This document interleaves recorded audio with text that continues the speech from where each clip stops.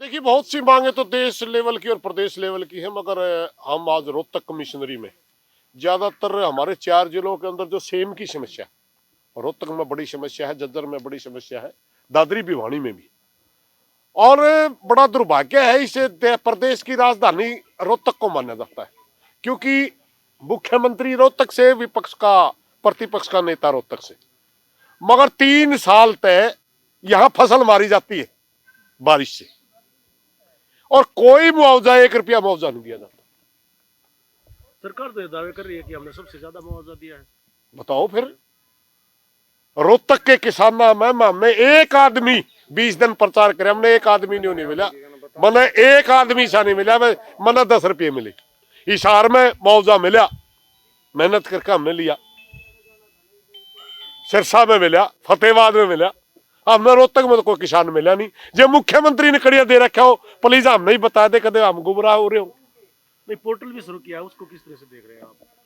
अरे पोर्टल खेल के तो प्रदेश का नाश कर दिया।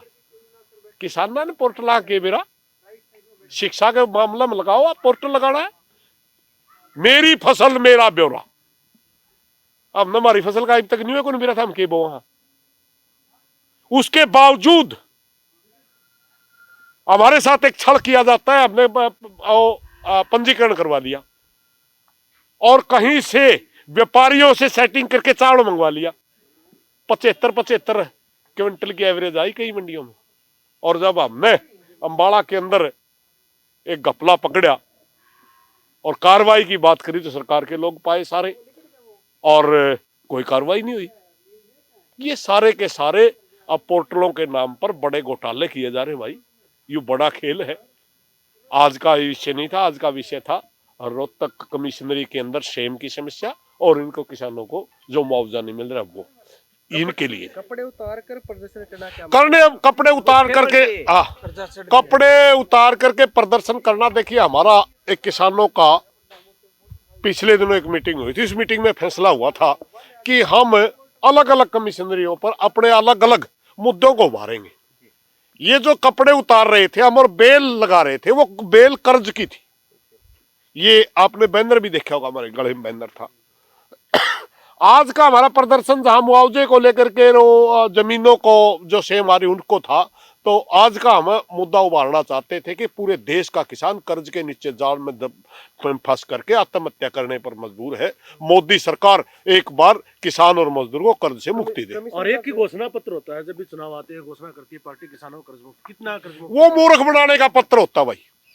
आज तक जब देश आजाद हुआ, आज तक सारी पार्टियां घोषणा पत्र ठा के देख दो, जो सारे लागू हो तो इवन देश बहुत आगे चला जाता, बहुत देश की वो होता। मोदी ने कहा था 15 लाख दूंगा मेरा, तेरे खाते में आयो तो बता दिए मैंने, घोषणा पत्र में था ना। घोषणा पत्र में कहा था C2+50 के तहत भाव दूंगा, बताओ कहाँ मिल रहा है? वो आपको पता होगा ना, मिल रहा नहीं, वो कहा जुमला था वो तो। अरे मेरे भाई, जनता के प्रतिनिधि आप हैं, सबसे ज्यादा जनता से टच में पत्रकार रहता है। आपने को मिले हो तो मैंने बता दी। तो आपकी आय दुगनी होगी, मेरी आत्महत्या दुगनी होगी।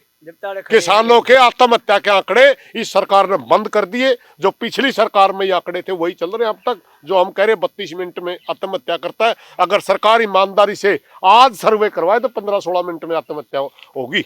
आज रोहतक कमिश्नर को आपने ज्ञापन सौंपा, क्या आश्वासन मिला? रोहतक कमिश्नर साहब से हमने कहा था कि आपकी कमिश्नरी के अंदर जो डिस्ट्रिक्ट आते हैं उनकी समस्या है तो आप हल करिए, और जो सरकार के स्तर की मांग है आप सरकार तक भेजिए। उन्होंने कहा कि मेरे स्तर की जो मांग है मैं उनके ऊपर गंभीरता से संज्ञान लूंगा, और सरकार के स्तर की जो मांग है सरकार तक भेजिए। आपकी मांगे लगता आपको पूरा होंगी? भाई जी, इतनी तोड़ी मांग हमारी पूरी करें तो फिर इतने रोड़े कड़े क्या न करने पड़ा। हमने वेरा है नाशम लठ दे के लेना पड़ा, हमने तो जो सी चीज मिला उनको नहीं मिलती। सभी को नमस्कार, मेरा नाम मोनिका, मैं भारतीय किसान यूनियन की तरफ से रोहतक की महिला जिला प्रधान है। आज हमारे मुद्दे थे, जो एक तो MSP की गारंटी कानून बनाया था सरकार ने, अभी तक वो लागू नहीं कराया है, उसके बारे में हमने आज विज्ञापन दिया है। एक जो किसान हमारे मजदूर भाइयों के बारे में भी विज्ञापन दिया है, और किसान एक लखीमपुर खीरी का के कांड है, आपने सुना भी होगा, एक उसके बारे में है। और एक सबसे बड़ी समस्या रोहतक की, जो हमारे खेत डूबे हुए हैं, अभी तक हमारे खेतों का मुआवजा नहीं मिला है हमारे किसान साथियों को, एक उसके बारे में आज हमने विज्ञापन सौंपा। जो कमिश्नर साहब को आपने ज्ञापन दिया, क्या आश्वासन मिला? आश्वासन कमिश्नर साहब पहले तो हमारी, आपने देखा भी होगा मीडिया वाले यहाँ पे देख भी रहे थे कि कमिश्नर साहब पहले तो हमारी बात सुनने को तैयार नहीं थे, यहाँ से चले भी गए थे।